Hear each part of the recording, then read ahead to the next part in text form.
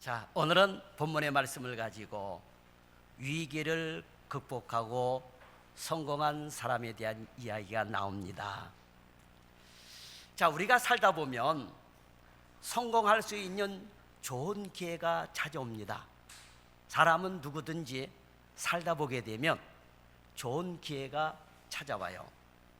그러나 반대로 목숨이 위태로울 정도로 위기도 찾아오게 되는 것입니다. 그래서 내가 죽을 뻔하였다라는 사람도 많습니다. 그리고 호사다마라고 하는 이야기도 있는 겁니다. 자, 많은 사람들이 기회가 없다며 아쉬워합니다.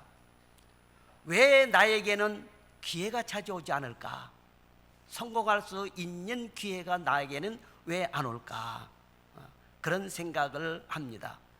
하지만 성공할 수 있는 기회는 누구에게나 몇 번은 찾아온다라고 하는 것입니다. 왔는지 모르게 지나갈 수도 있고, 알았어도 준비가 안 되어 놓칠 수도 있는 것입니다.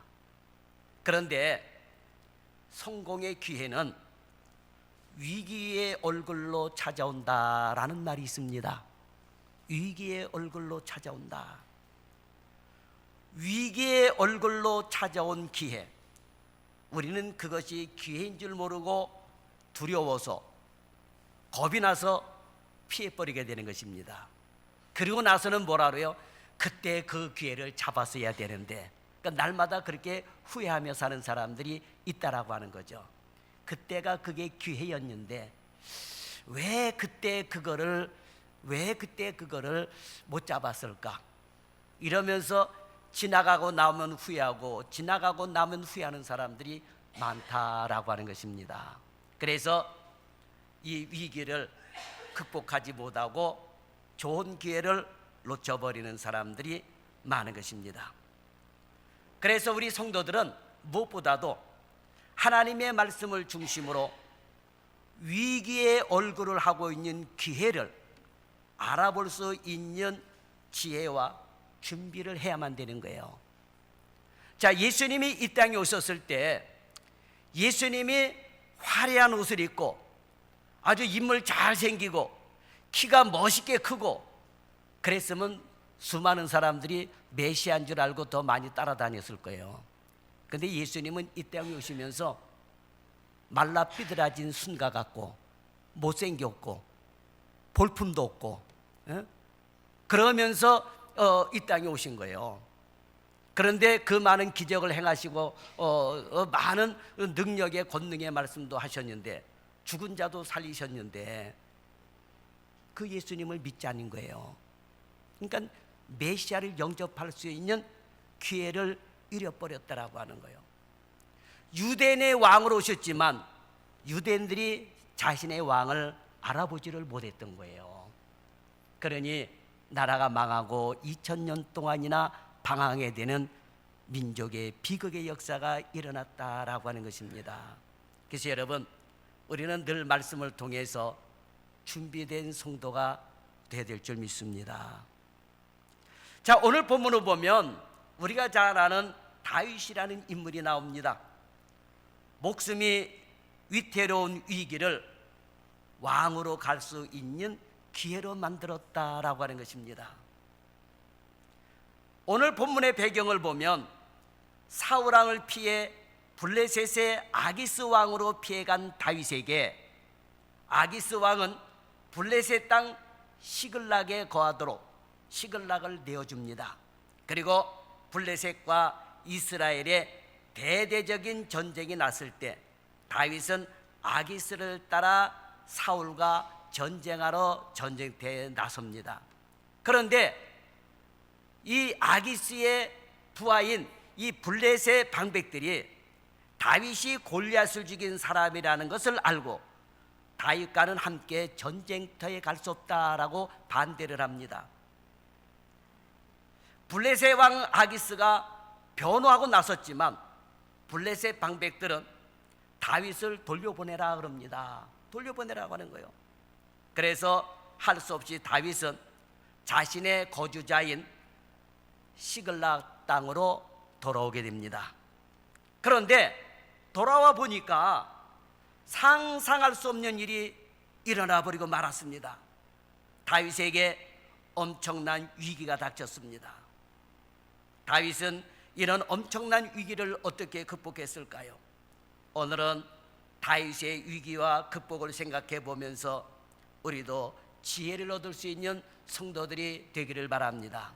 첫째로, 다윗이 돌아와 보니까 이 시글락이 함락되어 백성들이 다 포로로 잡혀가 망할 위기에 놓이고 말았습니다. 사울왕에게 쫓겨다니던 다윗은 자신의 근거지인 시글락이 아말렉에게 약탈당하고 모든 사람들이 포로로 잡혀갔습니다. 다윗은 자신을 따르는 군사들을 이끌고 사울왕의 이스라엘의 군사들과 전쟁에 나갔다가 블레셋 방백들의 반대로 인해 자기의 근거지인 시글락으로 사흘 만에 돌아왔습니다. 사흘 만에 돌아와 보니 아말렉 사람들이 이 시글락을 습격하여 불사르고 성에 남아있던 젊은 여자들과 늙은 여자들과 아이들을 모조리 끌고 가버렸습니다. 물론 다윗의 두 아내 아비노암과 아비가일도 포로로 잡혀갔습니다. 그리고 성은 불타서 잿더미가 되고 말았습니다. 다윗과 부하들은 가족들에게 일어난 일을 생각하며 울 기력이 없을 때까지 울었어요. 성경에 여러분 사무엘상 30장 읽어보세요. 그 장면을 보고 울 기력이 없을 때까지 울었다라고 하는 것입니다. 얼마나 울었는지 몰라요. 이것은 그동안 다윗이 힘쓰고 애써서 만든 모든 근거지를 잃어버렸기 때문입니다. 가족들은 적에게 사로잡혀 끌려갔고 자신들의 근거지는 불에 타고 잿더미가 되고 말았습니다. 지금 다윗은 대단히 큰 위기를 만난 것입니다. 여러분, 예나 지금이나 사람은 근거지가 있어야 돼요. 근거지가 있어야 됩니다. 근거지가 없으면 노숙을 해야 하고 노숙의 생활은 대단히 비참한 것입니다. 그렇잖아요. 과거에는 사람들이 근거지가 없어가지고 다리 밑에서 사는 사람들도 굉장히 많았습니다. 그러니까 여러분, 사람은 근거지가 있어야 돼요. 그래서 주거가 안정이 돼야 되는 것입니다. 보통 교회는 건물이 아니라 성도들의 모임을 교회다라고 말을 합니다. 맞습니다. 그럼에도 교회는 건물이 필요합니다. 그 건물이 교회, 성도들의 모임 장소요, 근거지가 되기 때문에 그러는 거예요. 여러분, 오늘 우리가 이곳에 모인 것이 이 예배당이 우리가 모일 수 있는 근거지잖아요. 우리가 모여서 예배드리고 우리가 모여서 교제도 하고 밥도 먹고 우리가 나와서 여기서 기도도 하고 우리의 모임의 근거지요. 다윗의 근거지가 시글락이었던 것처럼 오늘 우리 참전교회 성도들의 근거지는 바로 여러분 이 참전교회 예배당이다라고 하는 것입니다. 이거 없으면 주일날 예배드리는 거 여러분 어렵죠. 모이는 것이 어렵어요. 이것이 우리의 근거지가 되기 때문입니다. 코로나19가 한창일 때 일부 사람들이 건물을 없애고 사이버 교회를 만들었습니다. 어차피 그때는 정부가 교회당에서 모임을 갖지 못하게 했던 시절이라 그때는 그게 예배 드릴 수 있는 하나의 방법이기도 했습니다. 그러나 지금처럼 코로나19가 어쨌든 종식이 되고 교회당에서 예배 드리는 지금은 사이버 교회는 별 의미가 없다라고 하는 것입니다. 왜 사이버 교회는 여러분 근거가 안 될까요? 그것은 근거지가 아니기 때문이에요. 사이버 공간은 근거지가 될 수가 없는 것입니다. 여러분 생각해 봐요. 여러분이 집이 없이 사이버 공간을 집으로 만들어 놓고 여기가 내 집이다 그러고 길에서 여러분 인터넷만 한다고 여러분 되겠습니까? 안 되는 거거든요. 그렇잖아요. 근거지가 없으니 모일 장소도 없고 얼굴을 보며 교제하는 코이노니가 안 됩니다. 그래서 교회는 모이는 건물도 필요한 것입니다. 이 모이는 건물이 근거지가 되기 때문이다라고 하는 거예요. 인터넷이 발달한 지금도 그런데 600여 명의 군사와 가족들을 이끌고 있는 다윗에게 근거지가 없어져 함께 거할 것이 사라진다면 얼마나 여러분 큰 위기였겠습니까? 근거지가 사라지면 다윗을 따르던 사람들도 떠날 것이고, 그러면 다윗은 너무나 공공한 처지에 빠질 수밖에 없다라고 하는 것입니다. 사실 모든 사람에게는 근거지가 있습니다. 그리고 그 근거지가 필요해요. 그 근거지 중에 으뜸은 가정입니다. 그런데 사람들은 근거지가 불안하니까 결혼도 안 하고 자식도 안 낳게 되는 것입니다. 주거가 안정되지 못해서 그런 것입니다. 우리나라가 여러분 생각해 보세요. 왜 출산율이 세계 OECD 국가 중에 최저로 떨어졌습니까? 근거지가 불안하기 때문에 그래요. 주거가 불안하기 때문에 그렇습니다. 그렇잖아요. 예? 그리고 신앙생활하는 성도들도 교회에 근거지가 있어야 됩니다. 그리고 또 각자 활동하는 근거지가 있어야 되는 것입니다. 이런 근거지가 있어야 사람은 힘을 얻게 되는 것입니다. 그리고 근거지가 있어야 기쁨이 되고 행복이 있는 것입니다. 생각해 보세요. 직장에서, 학교에서, 사업장에서 일을 마쳤는데 돌아갈 곳이 없다고 생각해 보세요. 돌아갈 곳이 없다고 생각해 보세요. 돌아갈 집도 가정도 없다고 생각해 보세요. 그러면 얼마나 여러분 허전하겠습니까? 그렇잖아요. 하다못해 돌아가 묵을 단칸방이라도 있어야 마음이 편한 것입니다. 단칸방이라도 여러분 있어야 되는 거예요.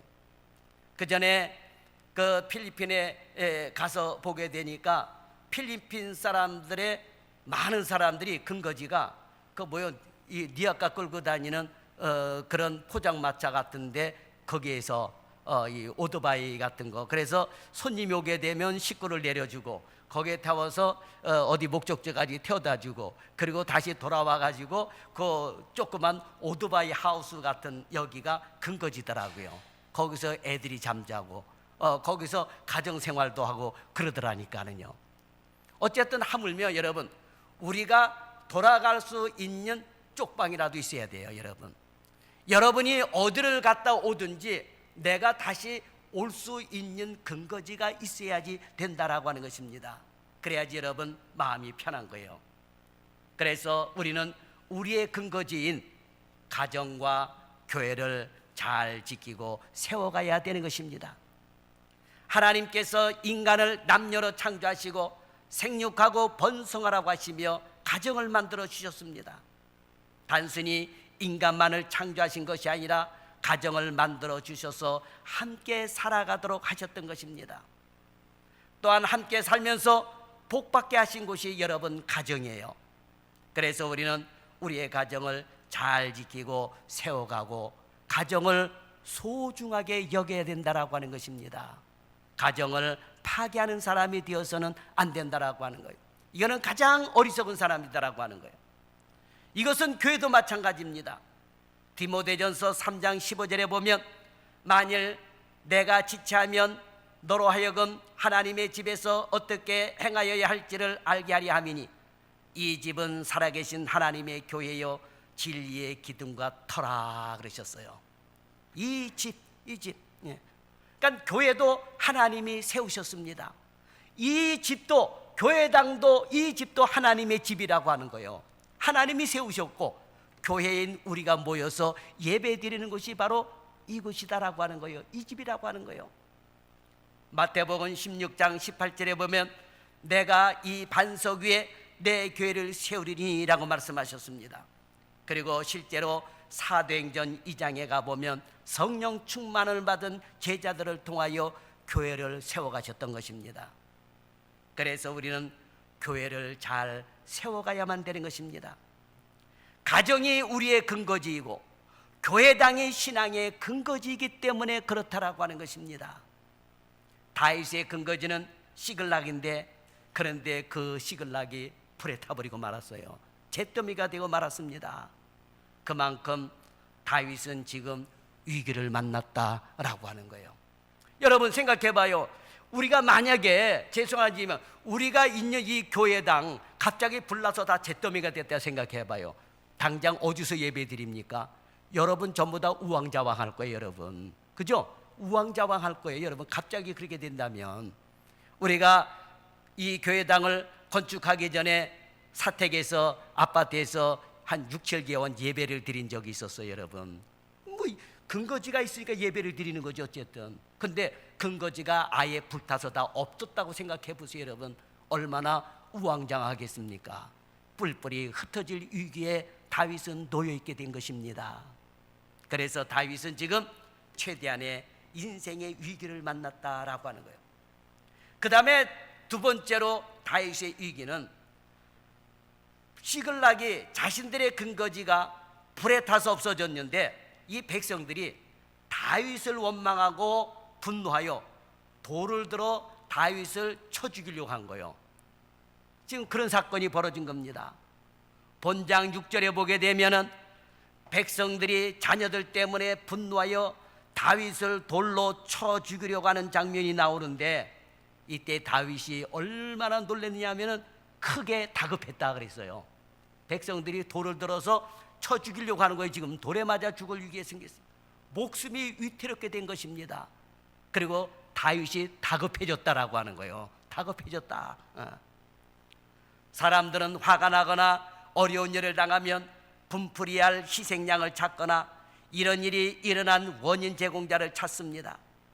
낙심한 다윗의 백성들이 울다가 이런 일이 일어나게 된 원인이 다윗에게 있었다라고 생각하고 다윗을 돌로 쳐 죽이려고 했던 것입니다. 얼핏 보면 이런 행동도 이해가 안 되는 거예요.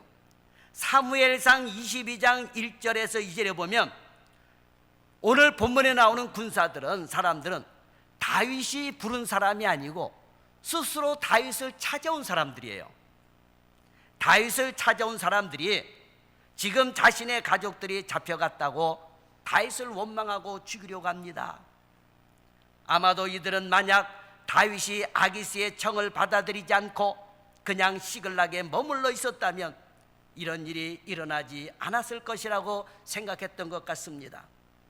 다윗이 블레셋의 왕 아기스에게 잘 보이려고 전쟁터에 나간다고 했다가 이런 사달이 났다고 생각했던 것 같습니다. 실제로 사무엘상 29장 8절에 보면 다윗은 돌아가라고 하는 아기스에게 이런 말을 하였습니다. 다윗이 아기스에게 이르되 내가 무엇을 하였나이까? 내가 당신 앞에 오늘까지 있는 동안에 당신이 종에게 무엇을 보이셨기에 내가 가서 내 주 왕의 원수와 싸우지 못하게 하시나이까? 그랬습니다. 왜 나를 돌아가라 그러고 내 원수인 사울왕과 싸우지 못하게 왜 막느냐라고 하는 거예요. 그러니 나도 전쟁터에 따라가겠다라고 하는 거예요. 그런데 방백들이 못 가게 함으로 인해서 아기스가 나가지 말고 너는 돌아가라 그랬던 거예요. 그러니까 지금 이 말은 나쁘게 해석하면 다윗이 블레셋 땅에서 블레셋 왕 아기스에게 잘 보이려고 이 전쟁터에 나간다고 따라 나갔다가 이 사달이 일어났다라고 하는 거예요. 그래서 지금 다윗을 원망하는 거예요. 그러나 사실 다윗의 부하들이 다윗에게 이렇게 하는 가장 큰 원인은 사람의 본성에서 여러분 찾아야 돼요. 사람은 기본적으로 은혜를 모르는 존재들입니다.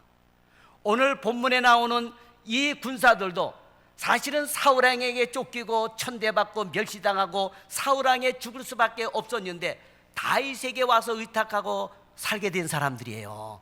그런데 자기를 받아준 그 은혜를 모르고 오히려 다윗을 죽이려고 했다라고 하는 것입니다. 여러분, 옛말의 속담에도 머리 검은 짐승은 거두지 말라고 하는 얘기가 있어요. 그죠? 사람들이 보통 은혜는 어디다 새긴다고 그래요? 물에다 새긴다고 그러잖아요. 그래서 좋은 걸 베풀어주면 언제 그랬어? 이거를 여러분 쉽게 잊어먹어요. 쉽게 잊어먹습니다. 그리고 서운하게 한 것, 안 좋게 한 것은 가슴에 새기고 그러면서 그거를 두고두고 얘기하는 사람들이 있잖아요, 여러분. 그러니까 사람은 태생적으로 은혜를 모르기 때문에 오늘 본문과 같은 사달이 일어나게 된 것입니다. 이스라엘 백성들을 보세요. 애굽에서 백성들이 압제를 당합니다. 노예로 인간 대접을 받지 못하고 고생합니다. 그리고 남자 아들이 태어나면 어떻게 해요? 다 죽임을 당했습니다. 이런 엄청난 위기 상황 가운데서 하나님은 모세와 아론을 보내주셨고 10가지 재앙을 애굽에 내려서 기적적으로 애굽에서 출애굽하게 하셨습니다. 그리고 애굽을 이스라엘을 추적하는 애굽의 군사와 병거들을 홍해에 다 수장시켜 버리셨습니다.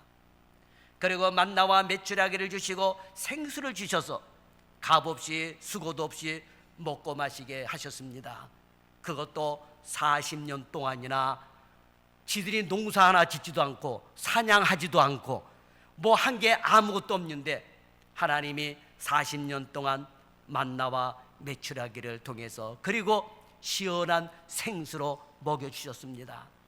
그것도 광야 40년 동안 옷이 헤어지질 않았어요. 늘 옷이, 여러분 생각해 봐요. 40년 동안 광야 생활하는데 옷이 헤어지지 않았다. 이거 여러분 기적 중에 기적 아닙니까 여러분?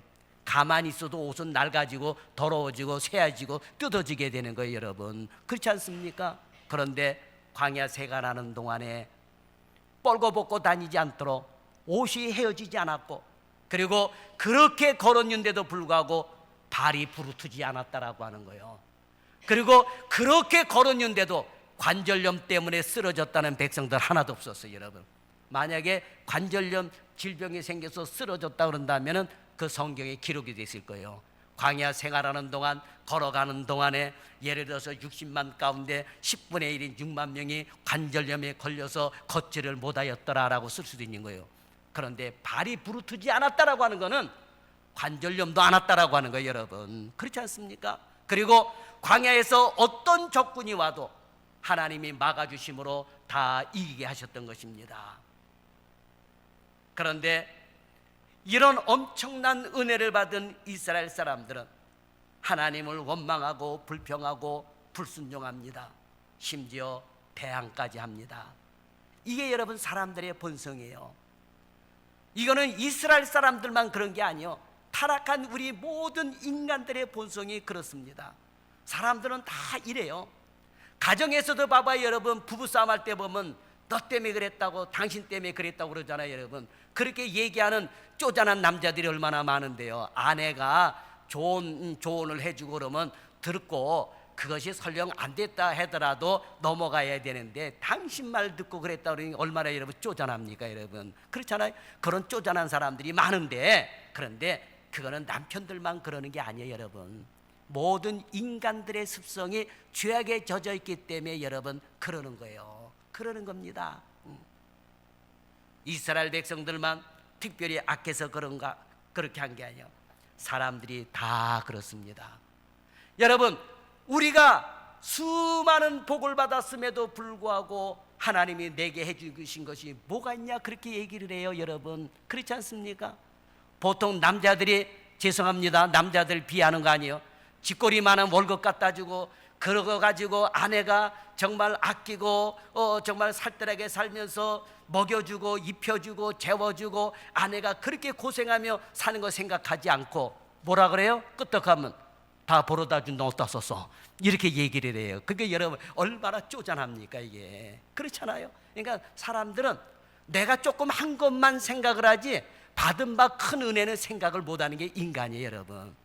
내가 교회 나와서 11조 한 거 생각하고 감사한 거 생각하고 그 예배 드린 것만 생각하지 하나님께 받은 복이 얼마나 큰 것인가를 생각하지 못하는 것이 은혜라고 하는 거예요 여러분. 그걸 너무나도 쉽게 잊어먹고 있습니다 여러분.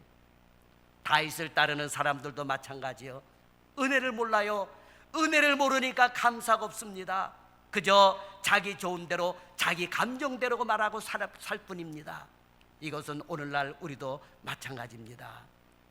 대부분의 사람들은 나는 안 그럴 것이다 라고 합니다만 그러나 여러분 한번 생각해 보세요. 나는 감사가 많습니까? 불평이 많습니까? 감사가 많습니까? 원망이 많습니까? 칭찬이 많습니까? 비판이 많습니까? 위로가 많습니까? 비난이 많습니까? 긍정적인 말이 많습니까? 부정적인 말이 많습니까?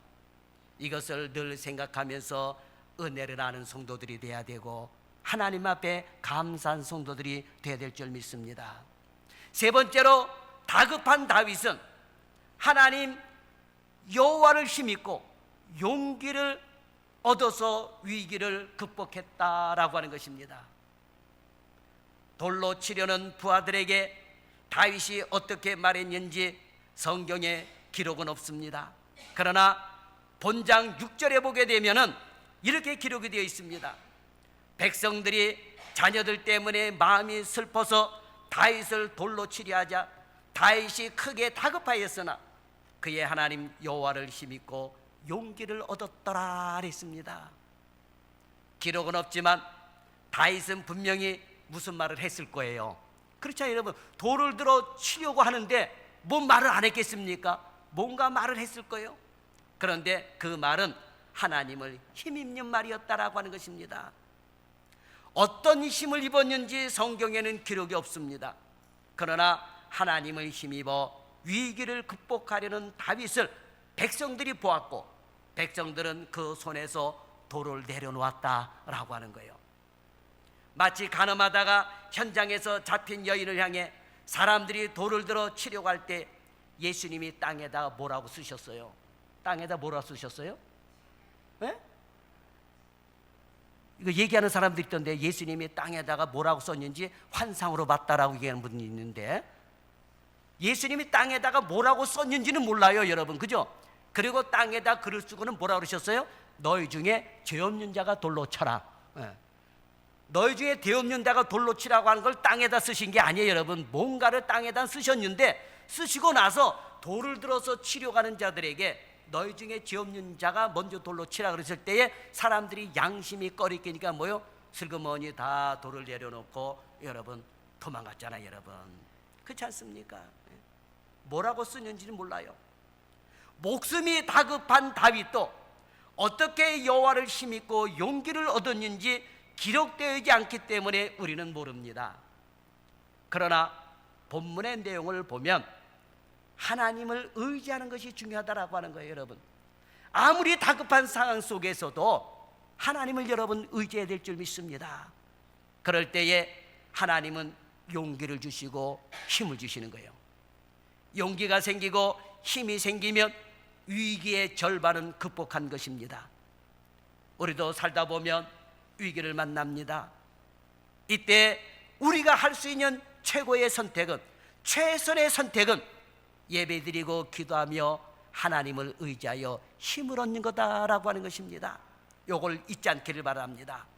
그 다음에 네 번째로, 다급한 순간에도 다윗은 하나님의 뜻을 묻고 움직여 위기를 극복했다라고 하는 것입니다.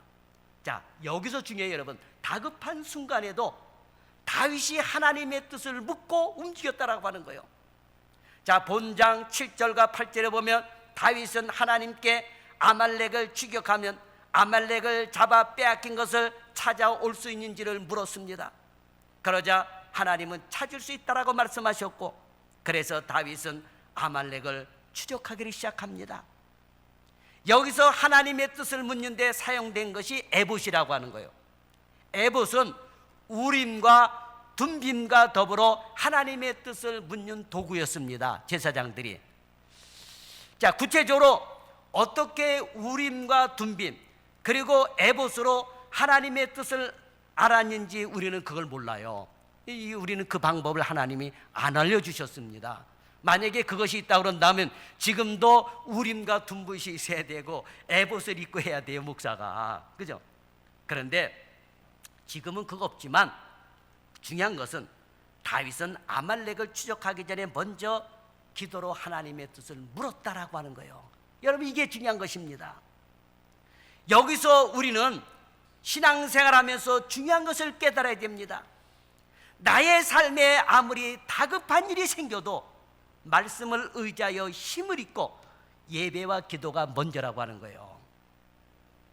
아무리 다급한 일이 있어도 예배 드릴 기력이 없다더니 기도할 기력이 없다고 하면 여러분 안 되는 거예요. 가끔 가다 보면 어떤 사람은 목사님 제가 예배 드릴 정신이 없어요. 내 문제 하나 해결하고 나면 교회 갈게요. 그러는 분들이 있어요. 지금 내가 예배 드릴 정신이 없습니다. 지금 다윗 보세요. 여러분, 기도할 정신이 있습니까? 솔직히 다윗은요, 기도할 정신도 없고 하나님께 물어볼 정신도 없는 거예요. 울 기력도 없을 정도였다고 그랬습니다. 여러분, 그렇지 않습니까? 더 이상 울 기력이 없어도 다윗은 다급한 순간에도 하나님 앞에 어떻게 해야 되면 좋겠습니까? 라고 물었던 것입니다. 그래서 다윗은 여호와 하나님을 힘입고 용기를 얻었던 것입니다. 이것이 위기를 극복하는 믿음이고 비결이다라고 하는 거예요. 다급한 위기의 순간에도 하나님의 뜻이 무엇인지 알기 위해서는 하나님의 음성을 들을 줄 알아야 합니다. 하나님의 뜻을 듣기 위해서는 일단 나의 생각을 내려놓아야 됩니다. 그렇지 않으면 절대로 하나님의 뜻을 알 수가 없어요. 대다수의 사람들의 기도 내용을 보면은 이미 내 생각의 뜻을 정해놓고 하나님 이렇게 해주세요, 저렇게 해주세요. 그리고 하나님은 로봇처럼 움직여주세요, 내 뜻대로 해주세요 라는 기도를 해요. 그런데 여러분, 하나님이 그렇게 움직이시는 분입니까? 하나님은 그렇게 움직이시는 분이 아니다라고 하는 거예요. 내 생각을 내려놓고 고요한 중에 기도하며 하나님의 뜻을 물어야 되는 거예요.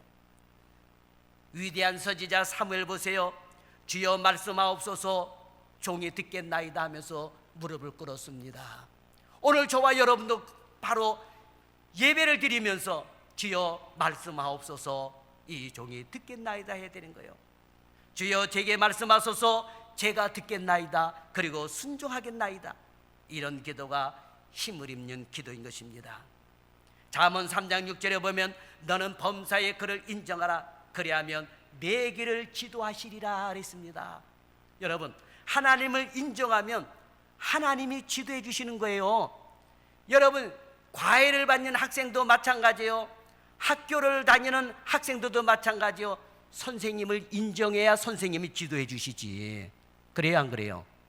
아이고, 네가 무슨 선생님이야? 그러면 선생님이 지도 안 하고 너 알아서 해 내버려두면 알아서 할 수 있습니까? 알아서 여러분 뭐 수학 문제 풀 수 있어요?